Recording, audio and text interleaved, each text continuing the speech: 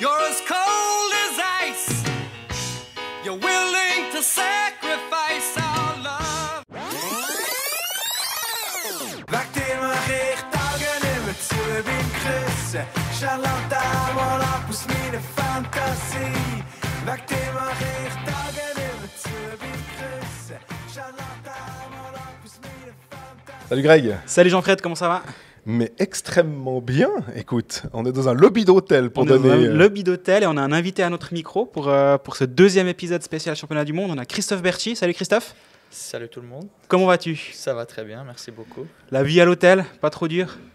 Non, ça va, avec 4 victoires en 4 matchs, ça passe un petit peu mieux. Ouais, on voit que tu as un beau sourire, donc je pense que ça doit... Ouais, je pense que le match hier nous a fait très du bien. Je pense qu'on a une première fois vraiment joué 60 minutes ce qu'on a voulu faire, sauf les pénalités qu'on prend. Mais je pense que c'était vraiment un travail d'équipe. Et puis, ouais, je pense aussi que les 4 matchs, on gagne, on a 12 points. Et puis, c'est comme on voulait commencer cette première semaine de championnat du monde. Et du coup, on a réussi. Moi, j'ai une scène de ce match contre la Slovaquie que j'aimerais quand même que tu nous expliques. Quand un coéquipier bloque un shoot, est-ce qu'on va vraiment lui sauter dans les bras? Je sais pas si tu as vu que RDS aussi sur Twitter. J'ai vu ce matin sur Twitter partout que les médias, vous avez assez célébré cette situation. Mais, Oh, il n'y a pas que les médias. Hein. Non, mais ouais, sérieusement, moi, j'ai adoré la scène. Surtout un Tristan qu'on voit chaque match, il se donne à fond, il va pour l'équipe. On sait qu'il s'est fait opérer de cette cheville, il va bloquer un shoot avec. C'est juste un truc énorme. Et puis, moi, en fait, initialement, je voulais aller lui aider à se lever. Du coup, il se lève tout seul. Moi, je suis là à le prendre dans les bras. Il y a Yanis, il y a Andrea qui arrive. On est les 4 sur la glace. Je pense aussi le moment du match, c'était tellement clé. On était, je crois, on menait 4-3. Que un goal, je veux dire. On était à 4 contre 5. Et puis, c'est des trucs comme ça qui mettent de l'énergie. Et moi, ce qui m'impressionne, c'est que là, tu viens de nous dire, il s'est fait opérer de la cheville, chose dont je ne me rappelais plus. Lui, à l'interview, il ne dit rien de tout ça. Il dit, ouais, j'étais obligé, finalement, le capitaine, il allait, les autres, ils bloquaient des shoots. Finalement, c'était complètement normal. Et toi, tu viens de nous dire que oui, en plus, il était blessé. C'est quoi, Tristan? C'est un alien? C'est un extraterrestre ou bien? Non, quand même pas. Mais il est juste... il va pour l'équipe. Pour lui, c'est dans sa mentalité. Je crois qu'on le voit à Berne. C'est pas pour rien qu'ils avaient du succès tout ce temps.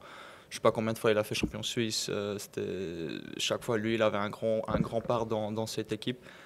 Et puis, je pense aussi ici, avec l'équipe suisse, il est là. Je pense on est tous, on accepte notre rôle.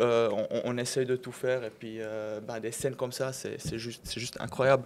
Comme tu dis, le capitaine, lui aussi, pas comme tu dis, mais genre, j'ai vu aussi le capitaine, il a bloqué un shoot, Nico, avec sa main, il se met dedans, il y a tout le monde qui va l'un pour l'autre, et puis je pense ça soit sur les tribunes, j'ai l'impression, et puis nous sur la glace, c'est incroyable aussi. Mais justement, dans une équipe, il y a une hiérarchie. Vous parlez justement du capitaine.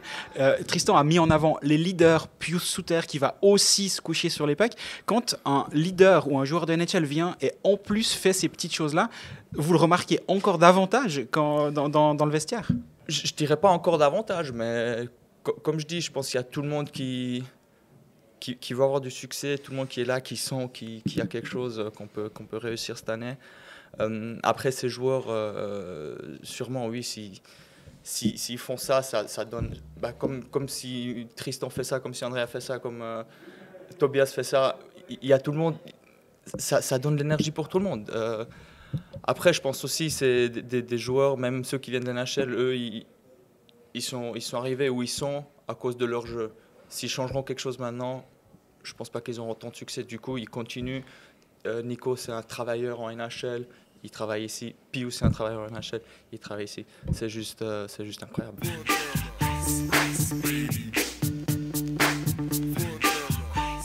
On parlait justement d'accepter son rôle dans une équipe. Si on prend ton championnat du monde, il est assez intéressant parce que les 2 premiers matchs, tu joues sur la première ligne à l'aile. Au match 3, tu te retrouves sur la ligne 4 au centre. quand on est joueur et qu'on passe justement d'un rôle très en vue, on va dire, à un rôle peut-être plus de complément, sans être péjoratif bien sûr, comment on le vit? Honnêtement, je trouve mon rôle, peut-être point de vue, il changeait un petit peu, mais moi personnellement, même en première ligne, j'ai essayé de continuer mon jeu, j'ai essayé d'amener de l'énergie, j'ai essayé de finir les checks.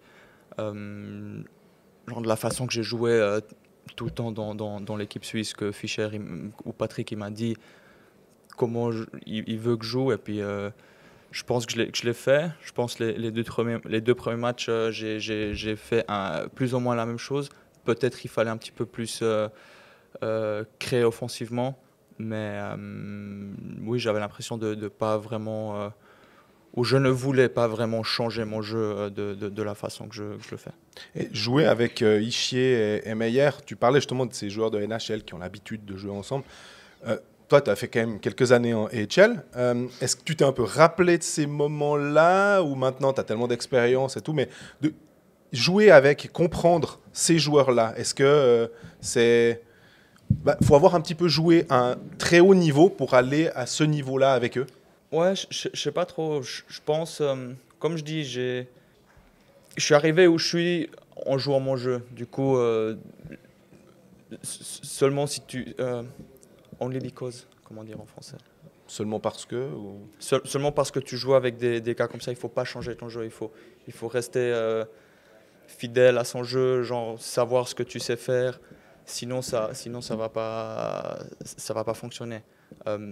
Après, oui, avec un Nico Hischier, avec un Timo Meyer qui sont même des leaders dans leur équipe en NHL, de jouer avec des joueurs comme ça, c'est un truc extraordinaire. Tu parlais d'esprit de groupe avant, quand on parlait de Chervet. Toi qui as vécu aussi 2019, pour nous, je ne sais pas si c'est un traumatisme, je pense que ça doit être plus un traumatisme pour vous, parce qu'on se souvient quand même qu'il manquait même pas une seconde pour battre le Canada en 2019 à Kosice.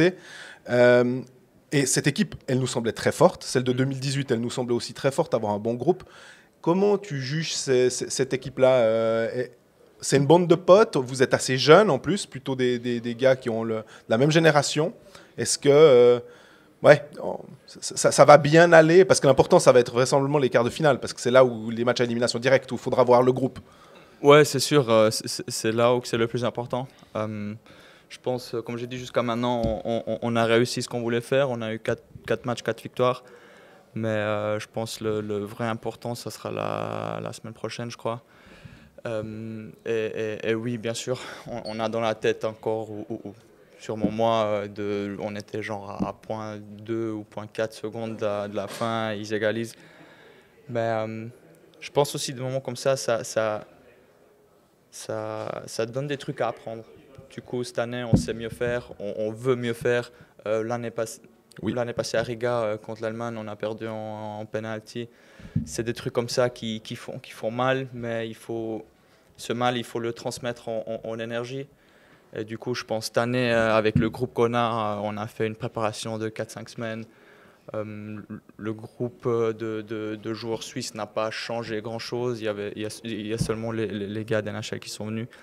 Mais je pense qu'on voit qu'on a un groupe, qu'on veut aller chacun pour l'autre, qu'on aime jouer ensemble, qu'on aime se battre, qu'on aime lutter, qu'on aime jouer avec l'énergie. Je pense que ça se voit. Et puis, ouais, je me réjouis de continuer à jouer à ce championnat du monde. Ça sert à quelque chose, ces préparations on va dire, de 5 semaines ou 4-5 semaines?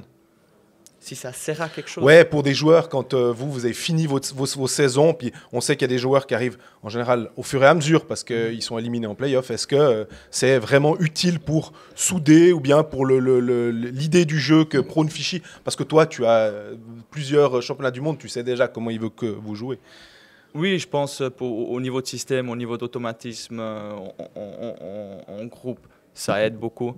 Après aussi de rester en forme.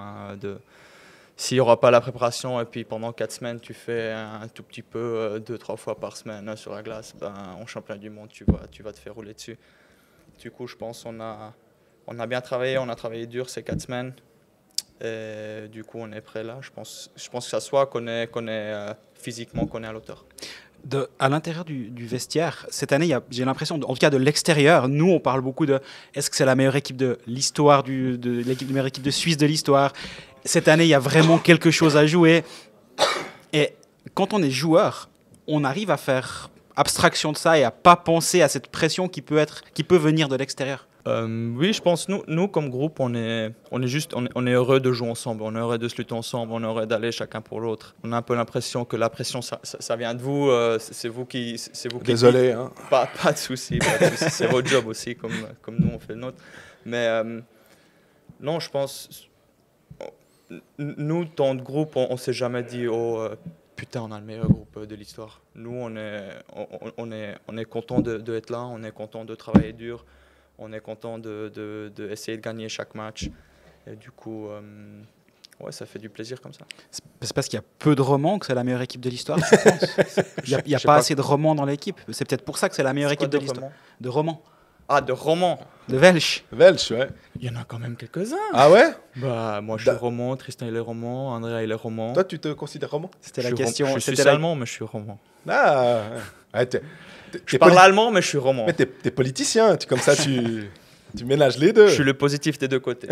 Andrea aussi? Ouais, bah, il est de gain aussi. Hein. On est fribourgeois les deux. Ce côté roman de la Suisse, on est d'accord? Bien Absolument. sûr. Mais c'est vrai que pour nous, c'est un petit peu... quand on a vu Le Feul, Rod, peut-être qu'en tout cas, de notre côté, on les imaginait rester dans cette équipe parce que aussi, on se souvient de ce qu'ils ont fait par le passé. Il y a des choix ou des joueurs qui sont partis. On pense aussi, il y a eu Alatalo à un moment, il y a eu Diaz qui n'a pas été sélectionné. Est-ce qu'il y a 2-3 choix sans critiquer les choix de Fichy, c'est pas du tout ça, mais où tu t'es dit, je pensais qu'il allait peut-être rester, je suis un petit peu surpris. Oui, je pense qu'il y avait, moi, Noah, je l'ai vu aussi, Santeri, Romain, je l'ai vu au championnat du monde.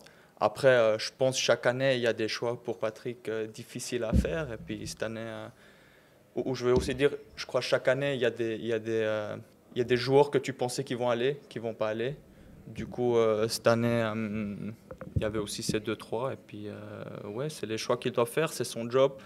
Rien à critiquer, je pense pour l'instant. Il a fait. On lui a montré qu'on s'est joué ensemble en équipe et puis avec les choix qu'il a fait.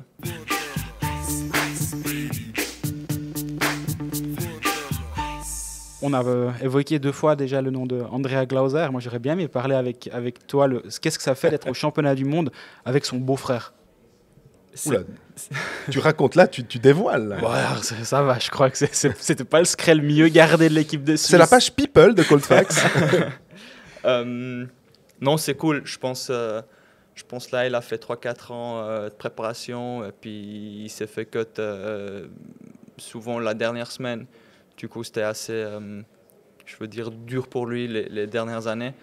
Et de voir qu'il a réussi cette année et puis de voir comment il joue, de voir comment il a joué toute la saison, je pense que c'est bien mérité et puis ça fait du plaisir. Est-ce que d'être jeune papa, je crois, est-ce que tu penses que tu l'as vu, est-ce que tu l'as vu un petit peu changer? Moi j'ai l'impression, quand je l'ai interviewé, je me suis dit, pour un gars, alors il n'est pas tout jeune, il a quoi, 26 ans, il avait l'air très, très mature, très posé, et je me suis dit, est-ce que ça l'a peut-être changé? Non, je trouve qu'il est resté le même. Je trouve qu'il a toujours été un gars assez calme, assez mature. Tant de joueurs, j'ai l'impression qu'il a fait maintenant 3-4 saisons vraiment au top niveau. À Langnau, il a réussi à faire un step. Quand il est parti de Fribourg, il a réussi à faire un grand step en avant. Et puis je pense qu'il s'améliore de chaque saison. Aux discussions de famille, quand il y a un des joueurs qui quitte Lausanne pour aller à Fribourg, ça brasse un peu, ça discute un peu de ça? Entre nous deux, non, je pense on sait les deux que ça fait partie du business. On était vraiment contents de pouvoir jouer une saison ensemble. Mais après, il a accepté mon choix comme moi j'accepte ses choix qu'il fait. Du coup, par rapport à nous deux, non, c'était juste le business. Par rapport à famille, ou tout le monde, genre mes parents, mes tantes, mes oncles, je pense qu'ils sont assez contents que je retourne à Fribourg. Et tu lui as pas dit, quand on a appris qu'il a re-signé à Lausanne ou qu'il a prolongé, tu l'as pas dit, allez, viens avec moi à Fribourg, viens, allez, viens. Ouais, j'aurais bien voulu, mais après, comme je dis, c'est les choix que chacun doit faire pour lui. Ça fait partie du business. Lui, il est content à Lausanne. D'ailleurs, moi aussi, j'étais content à Lausanne. J'étais bien posé, j'étais tranquille. Mais ouais, il va rester encore quelques années et puis après, on verra. Peut-être il va re-signer, peut-être il va aller ailleurs, peut-être il va venir à Fribourg, on verra. Moi, il y a aussi un joueur, on parlait de Tristan Chervet, puis il y a un autre joueur qui incarne, je pense, mieux que personne cette équipe de Suisse sur les 20 dernières années, à peu près, on va dire 17, parce que c'est 17 championnats du monde, c'est Bully André Sambul. Qu'est-ce qu'il représente? Parce que j'ai l'impression que finalement, c'est un joueur d'énergie, c'est un joueur qui peut jouer ailier, qui peut presque jouer au centre. Je me rappelle t'avoir posé la question une fois, je crois que c'était à Riga, ou peut-être à Bratislava, je te disais, mais tu gagnes plein d'engagements. Puis tu m'as dit, ouais, attends, si je les gagne, regarde mes ailiers comme ils travaillent pour récupérer des pucks, et notamment, je crois qu'il y avait Sambul sur ta ligne. Il représente quoi, André Sambul, pour un joueur de hockey suisse de ta génération, finalement? Je ne sais même pas quoi dire, c'est juste incroyable de se dire, un gars, depuis ses 20 ans, chaque année, il fait les championnats du monde. Chaque année, il a des saisons jusqu'en fin mai, début de juin. Et puis il fait 3-4 semaines d'entraînement d'été. Et puis après, la saison recommence. Et puis il est au top pendant 17 ans. C'est hallucinant, je trouve. Ouais, de voir aussi, comme tu dis, la façon qu'il joue, c'est pas à l'extérieur un peu joli, tu vois, pas se blesser. Lui, il va tête en bas, dans les coins, rien à foutre. Et puis, chapeau pour lui, la façon qu'il travaille, la façon qu'il joue, ouais, c'est rien d'autre à dire. Tu parlais d'incarner l'équipe de Suisse par rapport à André Sambul. Moi, j'ai l'impression qu'on suit l'équipe de Suisse quand même depuis un certain temps les deux. Toi, tu y as quand même joué depuis un certain temps aussi. Il y a eu, avec l'arrivée de Patrick Fischer, un changement de mentalité qui a été souhaité, avec plus de fierté de représenter le maillot, avec presque un aspect militaire. Quand tu reçois ton ordre de marche, tu viens au championnat du monde et tu n'as pas le choix. Toi, tu l'as remarqué, ça aussi? Quand il est arrivé, j'étais aux États-Unis. Du coup, je n'étais pas aussi près de l'équipe suisse que des autres joueurs. Mais oui, j'ai l'impression que Patrick, il a amené ce truc qu'on peut être fier d'être Suisse, de jouer pour la Suisse, qu'on peut être confiant de jouer contre des équipes, les grandes nations soi-disant. Et puis on l'a vu ces dernières années, on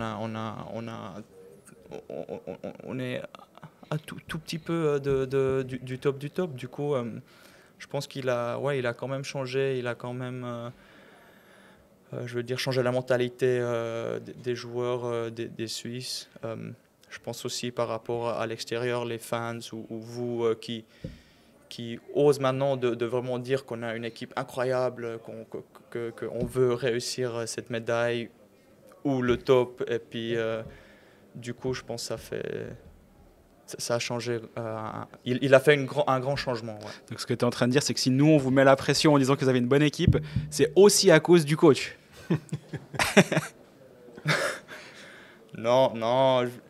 Je veux dire, avant, c'était toujours un thème tabou, on dit, de parler des médailles. Et puis lui, il a vraiment amené cette mentalité qu'on veut, qu'on parle ouvertement.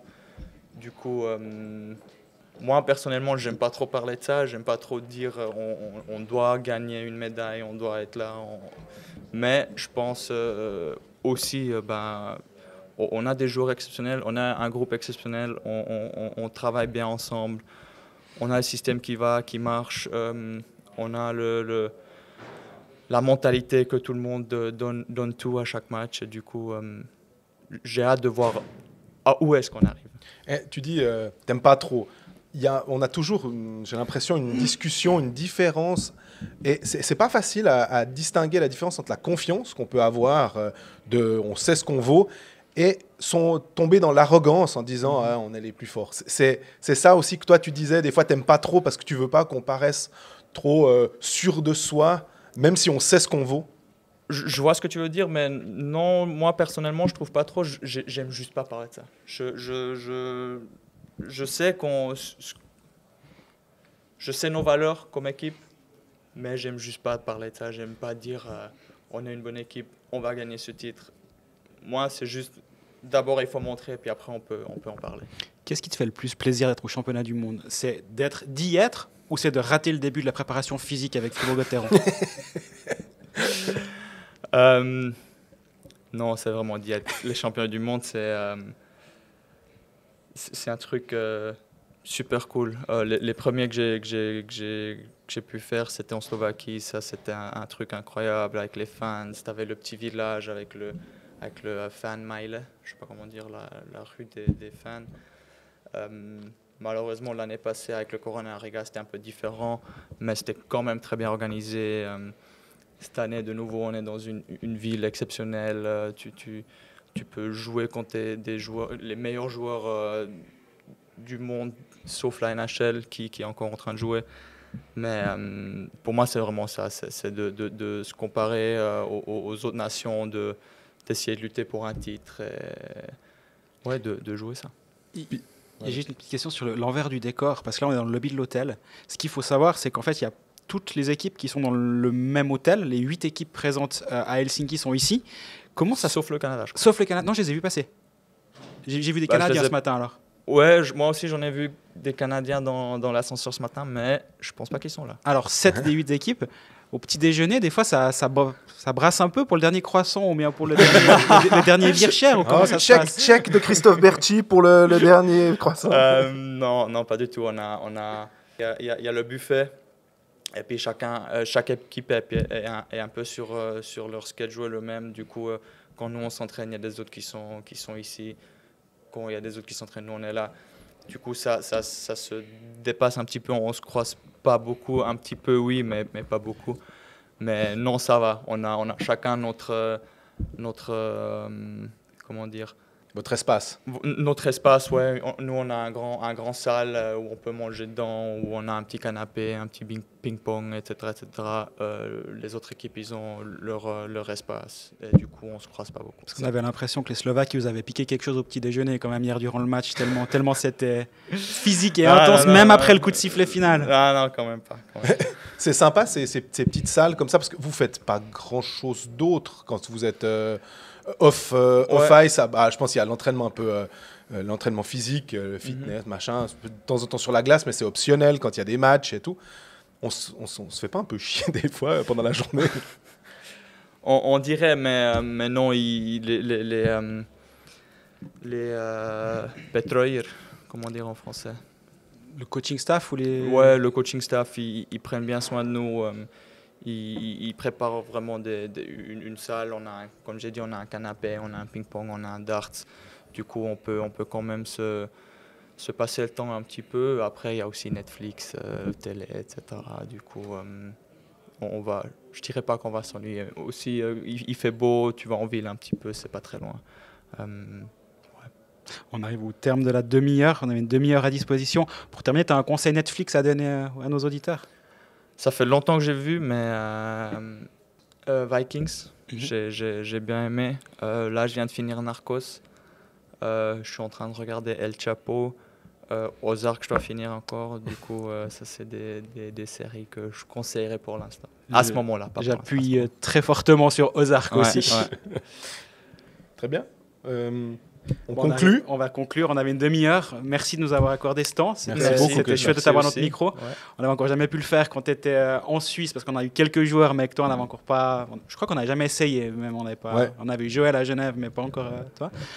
Donc, qu'est-ce qu'on peut te souhaiter pour la fin de ce championnat du monde? Qu'on gagne le dernier match. Eh bien, parfait, on va rien te souhaiter d'autres. Nous, on sera présents durant tout le championnat du monde, on va faire des épisodes, on ne sait pas encore exactement quand sera le prochain, peut-être même demain vendredi. On va essayer de caser ça. Et d'ici là, prenez soin de vous, bonne fin de journée et bonne soirée. Et à bientôt.